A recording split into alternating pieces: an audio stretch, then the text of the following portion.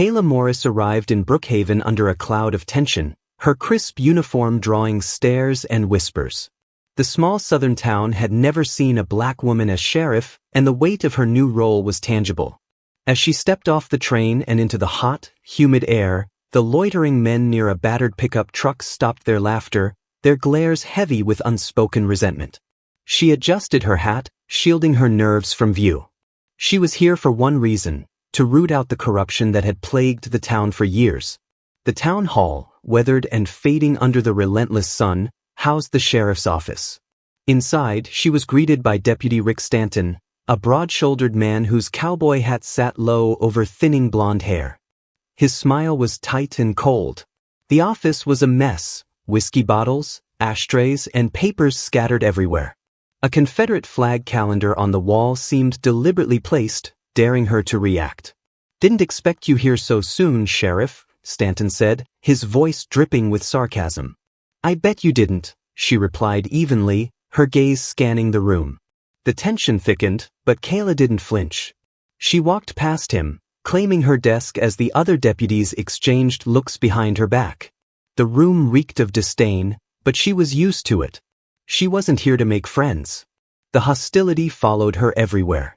At the local diner, conversations fell silent when she walked in. The waitress hesitated before taking her order, and the coffee she received was cold. Behind her, a man named Burke Willis made no attempt to hide his sneer. "Ain't never seen a sheriff so out of place," he said loudly, drawing chuckles from a nearby table. Kayla turned, meeting his eyes without hesitation. "Got a problem?" she asked, her voice calm but edged with steel. Burke leaned back in his chair. "No, just wondering how long you'll last." Kayla smiled faintly. "Long enough to clean this place up?" The weeks that followed revealed just how deep the rot went. Complaints from residents painted a grim picture of Stanton and his deputies. Extortion, brutality, and bribes were common. When a young woman named Carla approached Kayla, her eyes wide with fear, the sheriff's suspicions were confirmed. "They took my brother," Carla whispered. "Dragged him out of our house, said he was resisting arrest. But he didn't do nothing." Kayla promised to look into it, and her investigation led her to an abandoned mill on the edge of town. Late one night, she parked her cruiser out of sight and approached the building. Through a cracked window, she saw Stanton, along with deputies Tom Granger and Jimmy Lee, counting cash with Clayton, the mayor's nephew. Their laughter carried over the hum of machinery. "She won't last," Stanton said, lighting a cigarette. "Let her poke around. She ain't gonna find nothin'." Kayla stepped away, her jaw tight. She returned with a warrant the next day, leading a raid with state officers. Stanton's outrage was as loud as his protests were futile. "You're making a mistake," he yelled as they cuffed him. "Maybe," Kayla replied. "But I'm willing to take that chance." The evidence piled up quickly: records of bribes, witness testimonies of violence, and the discovery of stolen property linked Stanton and his deputies to years of criminal activity. The arrests sent shockwaves through Brookhaven, and not everyone welcomed the change. A burning cross appeared on Kayla's lawn one night, a stark reminder of the hatred she was up against. But she didn't flinch. She stood firm, refusing to back down. The mayor, caught in the fallout, claimed ignorance, but Kayla wasn't buying it. She handed over everything she found to the state authorities, ensuring that no one involved escaped justice. Some in the town began to see her as a hero, but many remained bitter. Threats and insults followed her wherever she went. Despite the hostility, Kayla saw glimmers of hope. Business owners who had been too afraid to speak out now came forward, their voices adding weight to her mission. Residents began to realize that Kayla wasn't just an outsider here to impose her will, she was here to fight for them, even when they couldn't fight for themselves. Brookhaven wasn't fixed overnight. The scars of racism and corruption ran deep, and Kayla knew the road ahead would be long and difficult. But as she walked through the town, her badge gleaming in the sunlight, she carried herself with quiet determination. Change wasn't easy, but it had begun. And Kayla Morris wasn't going anywhere.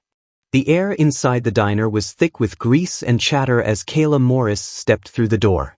Her boots clunked against the linoleum floor, and once again, the room fell silent.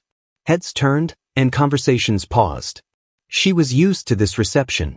A black woman in a sheriff's uniform wasn't what Brookhaven was used to seeing, especially not here, where the booths were filled with the same faces every morning, and the coffee came with a side of whispered judgments. Kayla ignored the stares and moved to the counter. "Coffee, black," she said, her voice steady. The waitress, the same woman who had served her cold coffee on her first visit, nodded stiffly and turned to the pot without a word. Kayla kept her gaze forward, her peripheral vision catching every glance, every murmured comment. Behind her, two men sat at a corner booth, leaning close as they muttered between themselves. Greg Bates, broad and smug with a thick mustache, was wearing a faded Brookhaven PD jacket, its patches worn but still recognizable. Across from him sat Travis Norton, his wiry frame hunched over a plate of bacon and eggs. His laughter cut through the quiet as they whispered, pointing in Kayla's direction. "She must be lost," Bates said, his voice just loud enough for the room to hear. "Ain't no way someone like her belongs here." "Maybe she's here to clean the floors," Norton added, grinning. "Though I doubt she's got the skills for that." The insult hung in the air, sharp and heavy. Kayla didn't turn around. She let them simmer in their ignorance as the waitress set her cup of coffee on the counter with a clink. "Something funny back there?" Kayla asked, her voice calm, but carrying enough weight to make the men glance at each other nervously. Bates leaned back, his confidence bolstered by the snickers of the other patrons. "Yeah, funny how someone like you thinks they can just walk in here like you belong." Norton chuckled, emboldened by his partner's bravado. "What's next? You gonna ask for a seat at the table? Dreamin' a little too big there, aren't ya?" Kayla finally turned, her face unreadable but her eyes sharp. She took her time, letting the tension build as the men shifted in their seats. The diner was silent now, every pair of eyes fixed on the unfolding confrontation. "Someone like me?" Kayla repeated, her voice dangerously even. She stepped closer to their booth, her boots loud against the floor. "Why don't you explain what you mean by that?" Bates smirked, though the corners of his mouth twitched with unease. "I think you know exactly what I mean. You're a long way from where you ought to be." The room held its breath as Kayla leaned in slightly, her presence commanding. "And where is that, Officer Bates?" she asked, emphasizing his title with a bite. Bates' smirk faltered, his eyes narrowing in suspicion. "How do you know my name?" he asked, his bravado slipping. Kayla straightened, pulling a folded paper from her jacket pocket. She opened it slowly, deliberately, revealing a roster of Brookhaven's police officers. Bates and Norton's names were circled in bold red ink. "Because it's my job to know," Kayla said, her tone sharp now, cutting through the growing tension. "Sheriff Kayla Morris. Your boss." The room erupted into a shocked murmur. Bates' face went pale, his confidence evaporating as quickly as it had flared. Norton's fork clattered against his plate, his expression frozen in disbelief. You're the sheriff?" Bates stammered, his words tumbling over each other. The sneers were gone, replaced by poorly masked panic. "That's right," Kayla said, her voice steady but laced with authority. "And if you two weren't so busy embarrassing yourselves, you'd have known that." She glanced around the room, catching the eyes of the gawking patrons. "But I guess this is Brookhaven. You're used to thinking people like me are beneath you." Bates tried to recover, his tone shifting to something between indignation and desperation. "We didn't mean nothin', Sheriff. Just having some fun is all." Kayla's eyes narrowed. "Fun?" She leaned closer, her voice low but carrying a weight that made Norton flinch. "You think harassing someone with racist remarks is fun? You think dragging this town further into the gutter is funny?" Norton stuttered, his words barely audible. We didn't know." Kayla cut him off. "You didn't know who I was. That's the problem, isn't it? You don't care about the person.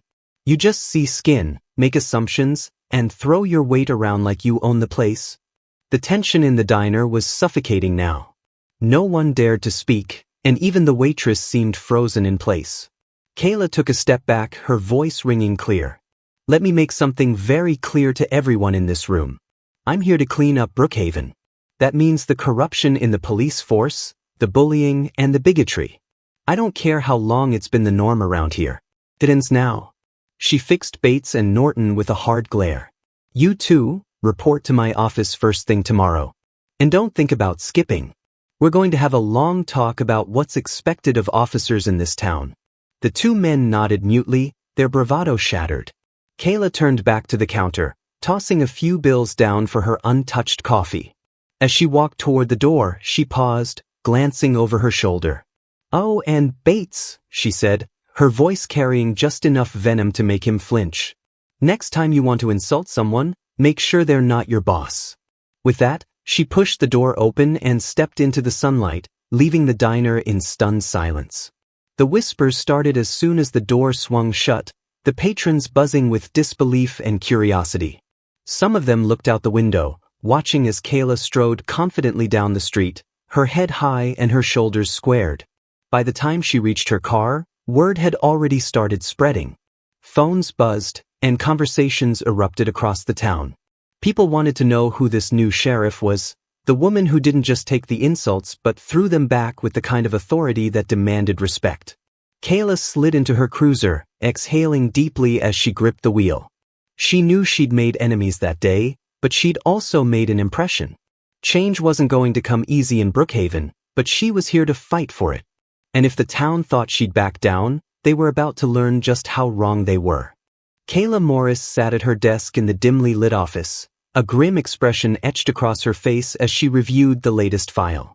The evidence she had collected on Greg Bates and Travis Norton was damning, but she knew this was just the tip of the iceberg. The corruption in Brookhaven was a festering wound, and Bates and Norton were only two of the many who had been feeding off the town for years. It had been a week since the diner incident, and the whispers hadn't stopped. Everyone knew about the confrontation. Some applauded Kayla's courage. Others whispered venomously about the uppity sheriff. Kayla wasn't interested in their opinions. Her eyes were on the bigger prize. Picking up the phone, she dialed the number she'd been holding onto for days.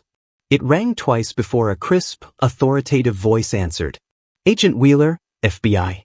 This is Sheriff Kayla Morris of Brookhaven," she began, her tone measured. "I've got a situation down here involving two officers, Greg Bates and Travis Norton. Abuse of power, extortion, and probable links to larger criminal activities." There was a pause on the other end. "We've had our eyes on Brookhaven for a while," Wheeler said, his voice laced with intrigue.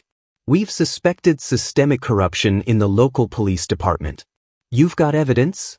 "Plenty," Kayla replied.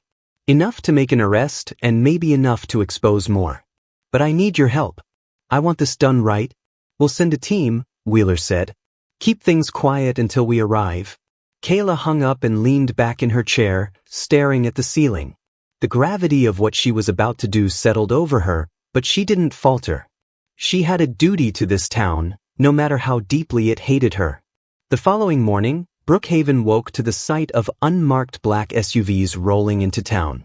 The FBI agents moved with precision, setting up in a discreet location to coordinate with Kayla. She met them at an abandoned warehouse on the outskirts, the same one where Stanton had been arrested weeks before. "Sheriff Morris," Agent Wheeler greeted her, extending a hand. He was a tall man with sharp eyes and a no-nonsense demeanor. "Let's get to work." Kayla laid out the evidence she had meticulously gathered, recorded testimonies from victims, financial records showing unexplained cash flow, and reports detailing abuses of power.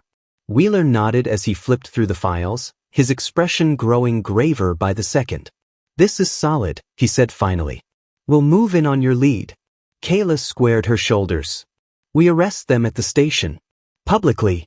Wheeler raised an eyebrow. "You sure about that? Could get messy." "That's the point," Kayla said firmly. "This town needs to see that no one is above the law." The station was unusually quiet when Kayla and the FBI arrived. Bates and Norton were at their desks, laughing over a shared joke, oblivious to what was coming. Stanton, who had been demoted to desk duty pending his own trial, looked up from the corner, his eyes narrowing as he saw the unfamiliar faces entering behind Kayla. "What's going on?" Stanton asked, his voice laced with suspicion. Kayla didn't answer him. Instead, she strode into the room, her boots echoing against the tile floor. Bates looked up, his smirk faltering as Kayla's sharp gaze landed on him. "Greg Bates, Travis Norton," Kayla announced, her voice ringing with authority. Stand up. You're under arrest. The room froze.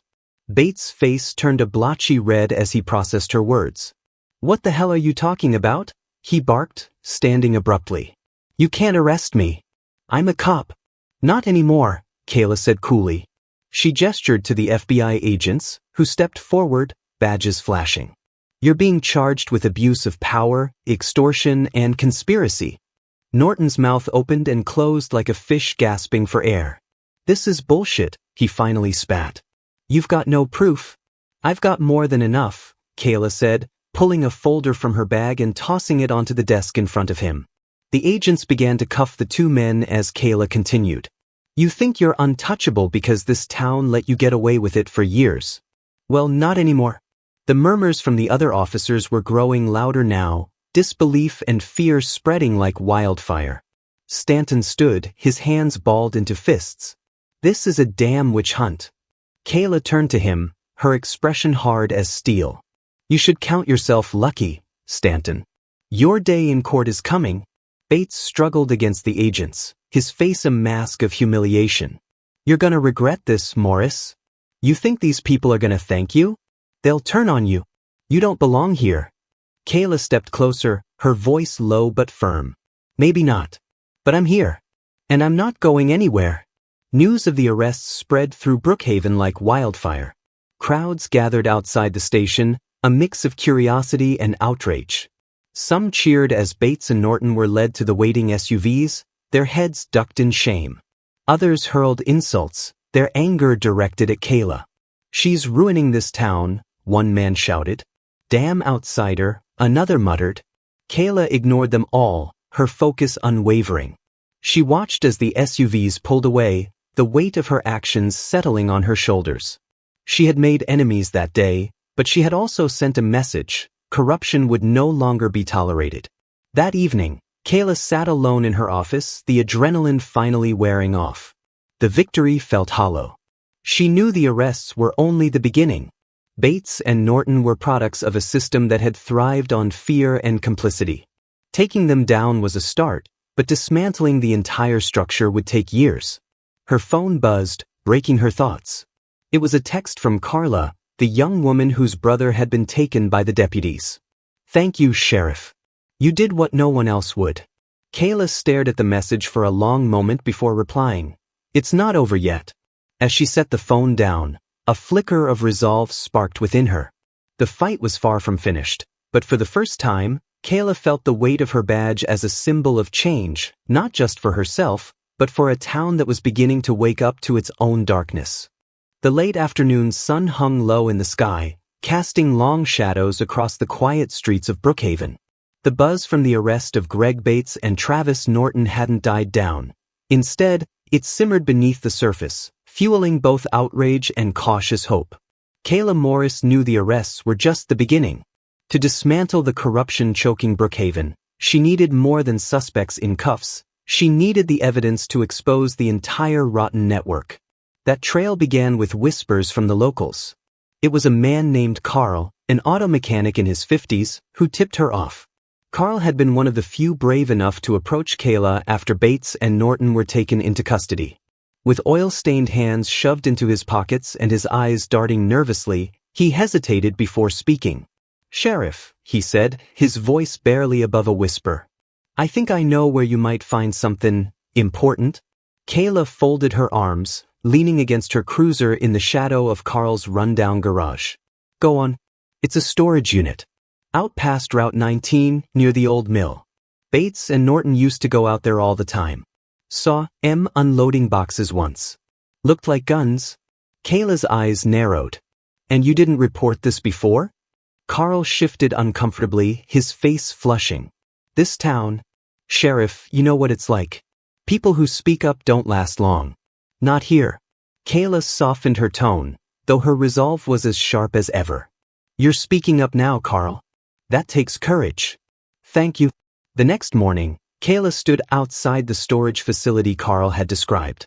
The rows of units stretched endlessly, their metal doors reflecting the dull gray of the overcast sky. Agent Wheeler had sent a small team to assist, but Kayla had kept the operation quiet. The fewer people who knew, the better. This is it, Carl muttered, standing a few steps behind Kayla. His nervousness was palpable, his hands trembling as he pointed toward a unit near the back. Number 47. They always went to that one. Kayla nodded to Agent Wheeler, who motioned for his team to begin. They approached Unit 47 cautiously, the tension thick enough to choke on. A heavy padlock secured the door, but it wasn't a match for the FBI's bolt cutters. With a sharp snap, the lock fell away, and Kayla pulled the door open. The stench of mildew and stale air wafted out as the fluorescent lights inside flickered to life. Kayla stepped inside, her boots echoing against the concrete floor. What she saw made her breath hitch. Stacks of cash were piled high on metal shelves, bundled tightly with rubber bands. Alongside them were crates of unregistered firearms, their serial numbers filed off. Folders stuffed with documents spilled onto the floor, their contents scattered, lists of names, dates, payments, and suspiciously large sums of money. Kayla crouched down, picking up a file labeled Accounts, Special Operations. As she flipped through the pages, her stomach churned. The documents detailed payoffs to local officials, blackmail against business owners, and payments for illegal activities that stretched far beyond Brookhaven. It was a web of corruption that extended into neighboring counties and even hinted at ties to organized crime. This isn't just Brookhaven, Kayla said aloud, her voice heavy. This is bigger. Agent Wheeler peered over her shoulder, his expression grim. This is enough to take down more than just your department, Sheriff. We're looking at state-level corruption. Kayla's jaw tightened. The weight of what she held was suffocating. It wasn't just evidence. It was a glimpse into how deeply the system was rigged against people like her, people who tried to stand for justice in a world that seemed built to crush them. Word spread fast. By evening, the discovery of the storage unit had become the talk of the town. Kayla had been careful to keep the specifics quiet, but in Brookhaven, secrets had a way of leaking. At the diner, where Kayla had first put Bates and Norton in their place, the atmosphere was electric. Some of the regulars exchanged uneasy glances, while others muttered conspiratorially over their coffee. Sheriff Morris ain't lettin' this go, one man said, his voice low. She's digging up everything.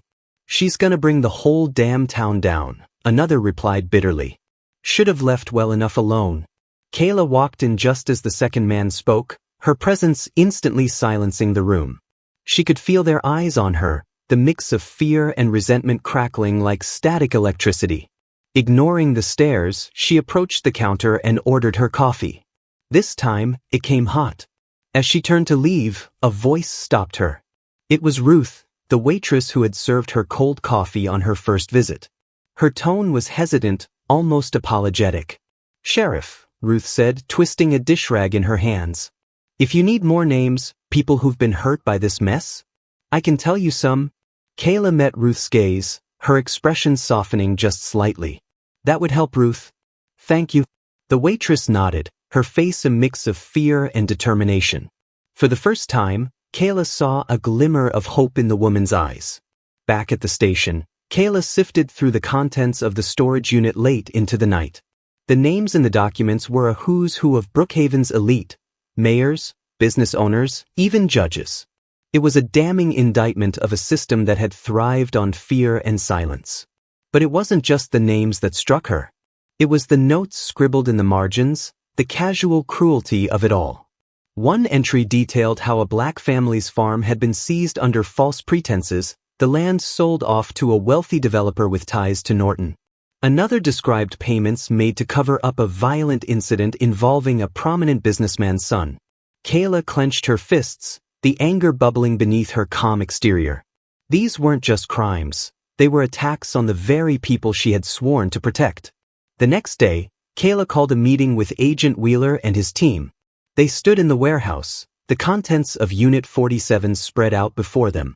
This is bigger than Brookhaven, Kayla said, her voice steady.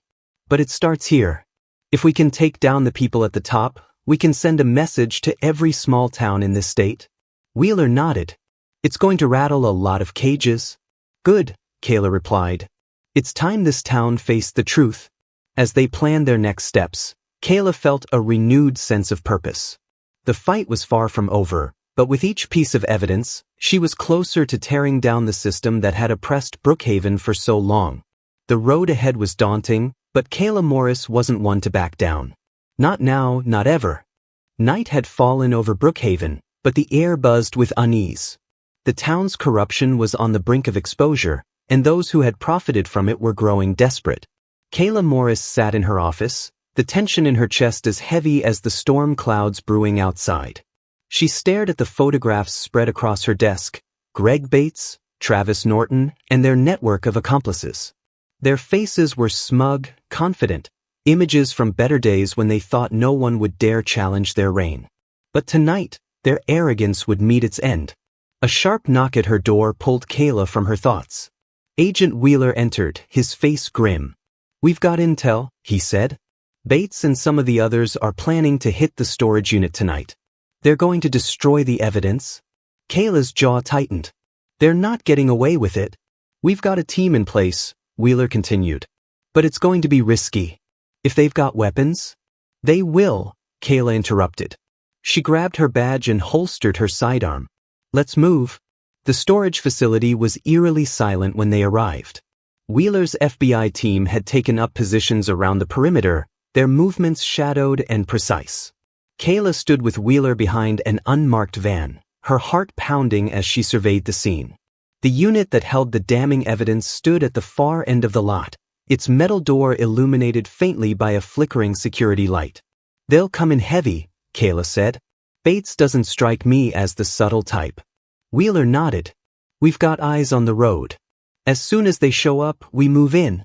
Minutes felt like hours as they waited. Kayla's mind raced through every possibility, every potential outcome. The discovery of the storage unit had rattled Brookhaven's power structure, but this operation was the linchpin. If Bates managed to destroy the evidence, years of corruption would remain buried, and Kayla's fight would be for nothing. Finally, the distant rumble of engines broke the silence. Headlights pierced the darkness as two trucks pulled into the lot, their occupants climbing out cautiously.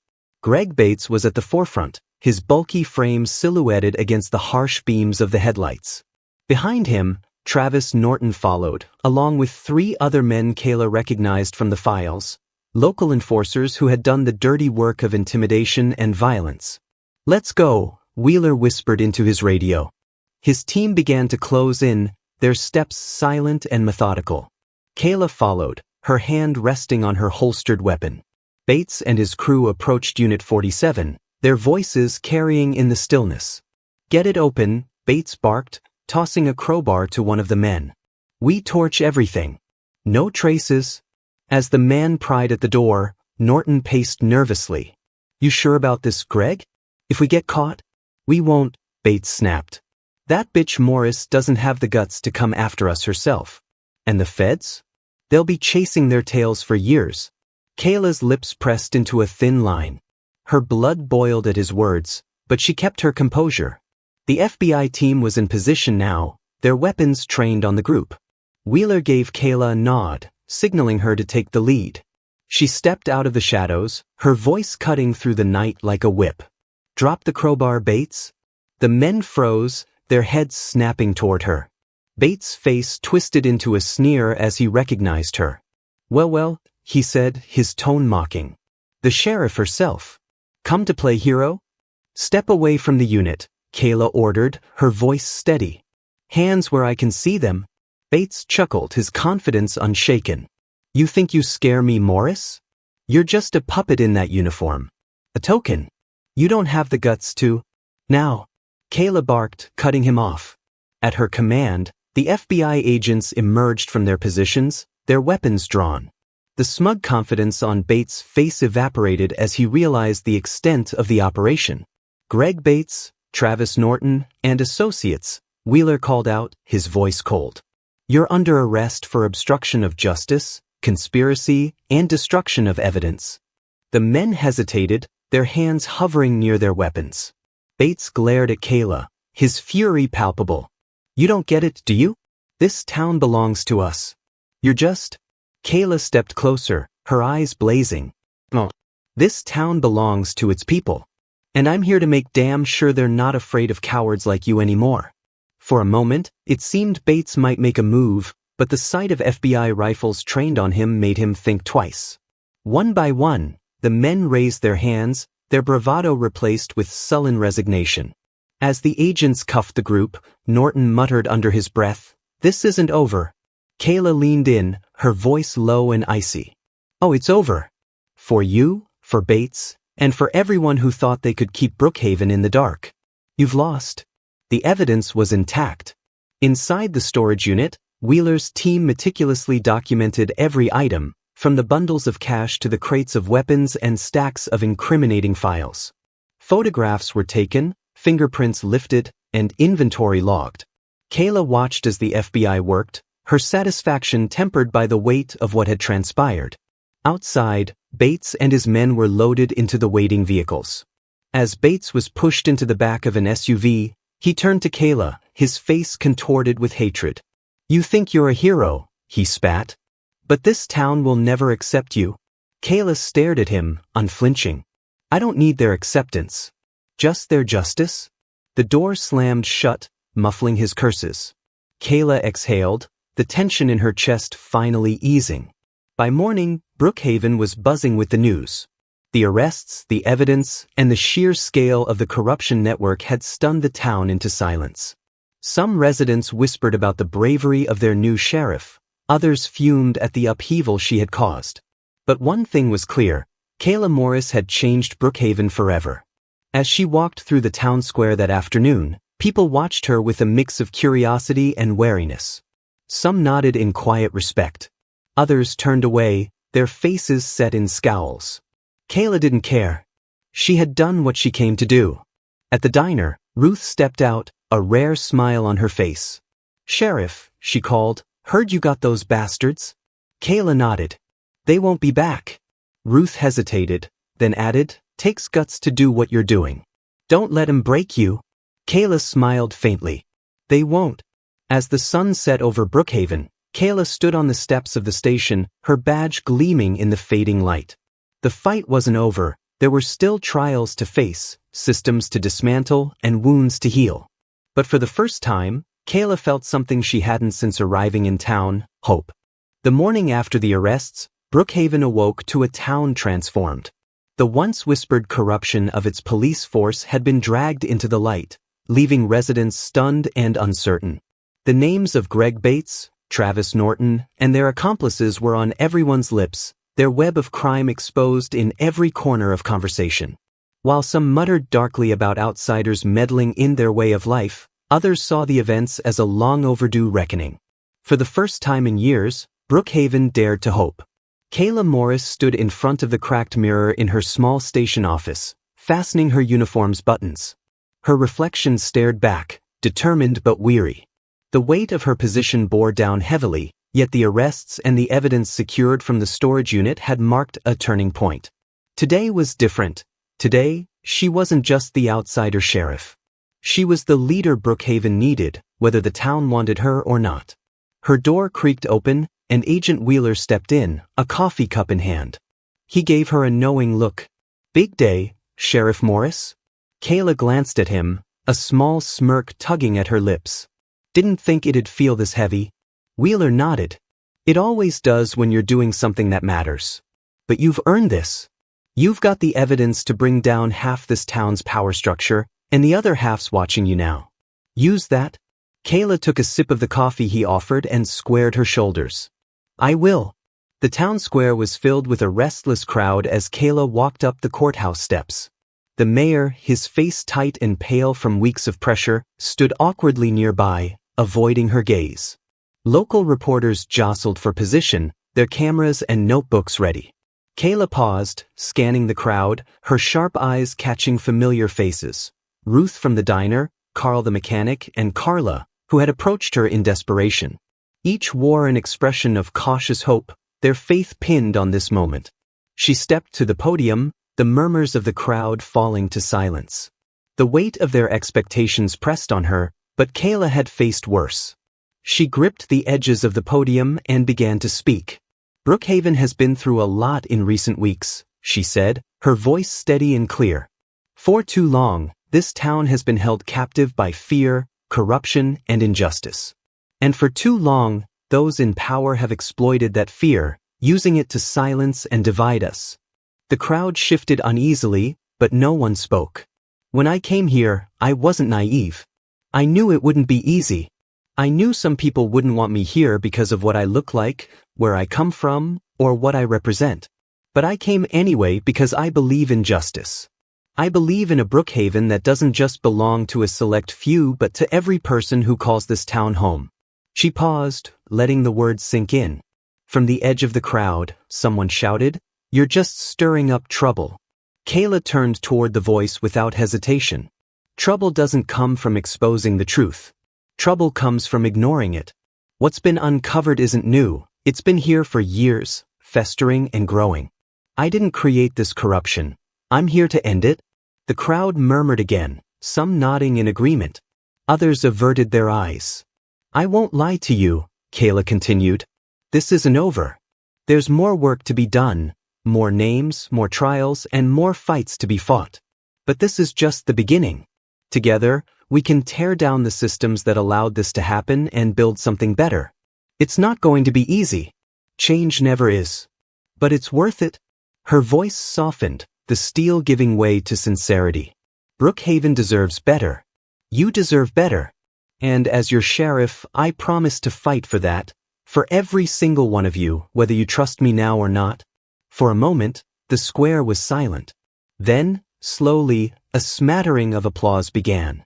It grew, hesitantly at first, then louder. Ruth clapped hard, her expression one of quiet pride. Carl followed, his weathered hands striking together with surprising strength. Soon, more joined in, until the square echoed with the sound of something Kayla hadn't expected: approval. The weeks that followed were a whirlwind of activity. The evidence from the storage unit led to a cascade of indictments. The mayor, who had long turned a blind eye to the corruption, was forced to step down. Judges and business owners implicated in the network faced charges. The FBI's presence in town grew as the scope of the investigation expanded, pulling Brookhaven into the spotlight. Kayla's days were consumed with meetings, paperwork, and endless interviews with agents and reporters. But even amid the chaos, she made time to connect with the people. She visited Carla's family, ensuring her brother received justice for his wrongful arrest. She stopped by Ruth's diner, where the coffee had mysteriously improved. And she made a point to thank Carl, whose tip about the storage unit had been the key to unraveling everything. Not everyone was on her side, of course. The old guard clung to their anger, muttering about how the sheriff ruined everything. Burning crosses still appeared occasionally in the dead of night, their flames a reminder that the town's wounds ran deep. Kayla didn't let it rattle her. She reported every incident and pressed forward, her resolve unshaken. One evening, Kayla found herself standing outside the station, the sun setting in brilliant streaks of orange and pink. Carla approached her hesitantly, her hands clutching a basket of fresh-baked bread. I just wanted to thank you, Sheriff, Carla said, her voice trembling slightly. For my brother. For everything. We were scared, you know? We didn't think anyone would ever listen. Kayla took the basket, a small smile tugging at her lips. You were brave, Carla. You and your family. That's what made this possible. Carla nodded, tears brimming in her eyes. You gave us hope. As Carla walked away, Kayla turned her gaze to the horizon. The fight wasn't over, but for the first time, she felt the tide beginning to turn. Brookhaven wasn't perfect, far from it, but change had taken root. And as long as she stood as sheriff, Kayla Morris would ensure it continued to grow. The sky darkened, the first stars appearing in the vast expanse above. Kayla stood there for a long time, the badge on her chest catching the faint light. She wasn't just the outsider sheriff anymore. She was Brookhaven's sheriff. And that, she thought, was worth everything.